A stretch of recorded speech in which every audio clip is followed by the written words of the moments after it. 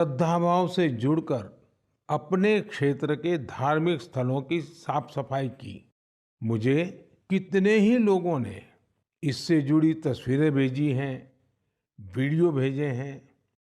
ये भावना रुकनी नहीं चाहिए, ताकि यही शक्ति हमारे देश को सफलता की नई ऊंचाई पर पहुंचाएगी। मेरे प्यारे देशवासियों, इस बार 26 जनवरी की परेड बहुत ही अद्भुत रही। लेकिन सबसे ज्यादा चर्चा परेड में विमेन पावर को देखकर हुई।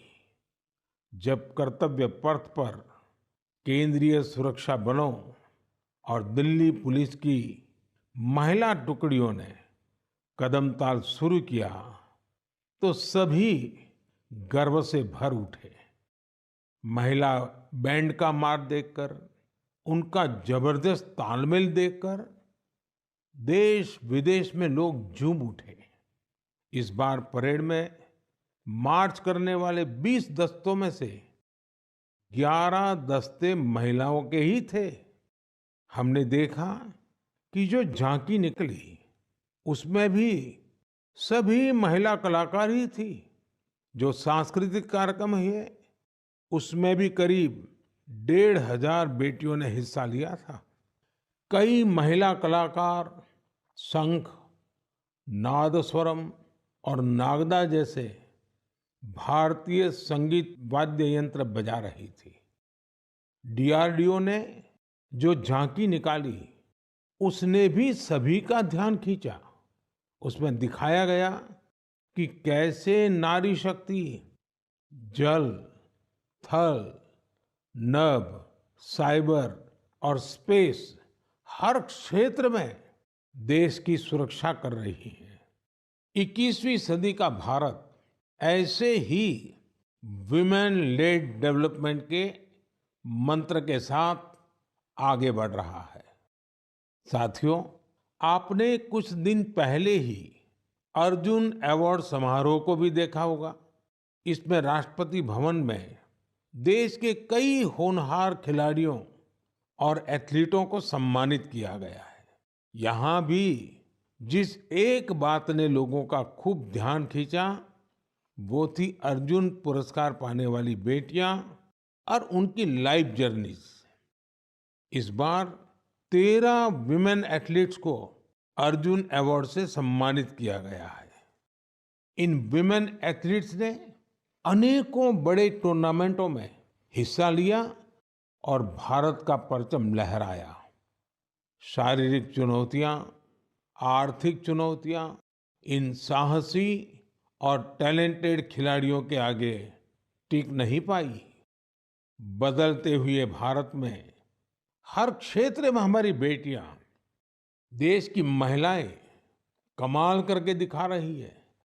एक और क्षेत्र है जहां महिलाओं ने अपना परचम लहराया है, वो है सेल्फ हेल्प ग्रुप। आज विमेन सेल्फ हेल्प ग्रुप्स की देश में संख्या भी बढ़ी है और उनके काम करने के दायरे का भी बहुत विस्तार हुआ है। वो दिन दूर नहीं जब आपको गांव-गांव में, खेतों में नमो ड्रोन दीदियां ड्रोन के माध्यम से खेती में मदद करती हुई दिखाई देगी। मुझे यूपी के बहराइच में स्थानीय चीजों के उपयोग से बायो फर्टिलाइजर और बायो पेस्टिसाइड तैयार करने वाली महिलाओं के बारे में पता चला। सेल्फ हेल्प ग्रुप से जुड़ी निबिया बेगमपुर गांव की महिलाएं गाय के गोबर, नीम की पत्तियां और कई तरह के औषधीय पौधों को मिलाकर बायो फर्टिलाइजर तैयार करती हैं। इसी तरह ये महिलाएं अदरक, लहसुन, प्याज और मिर्च का पेस्ट बनाकर ऑर्गेनिक पेस्टिसाइड भी तैयार करती हैं। इन महिलाओं ने मिलकर उन्नति जैविक इकाई नाम का एक संगठन बनाया है। ये संगठन बायो प्रोडक्ट्स को तैयार करने में इन महिलाओं की मदद करता है। इनके द्वारा बनाए गए बायो फर्टिलाइजर और बायोपेस्टिसाइड्स की मांग भी लगातार बढ़ रही है। आज आसपास के गांवों के 6,000 से ज्यादा किसान इनसे बायो प्रोडक्ट खरीद रहे हैं। इससे सेल्फ हेल्प ग्रुप से जुड़ी इन महिलाओं की आय बढ़ी है और उनकी आर्थिक स्थिति भी बेहतर हुई है। मेरे प्यारे देशवासियों, मन की बात में हम ऐसे देशवासियों के प्रयासों को सामने लाते हैं जो निस्वार्थ भावना के साथ समाज को, देश को सशक्त करने का काम कर रहे हैं।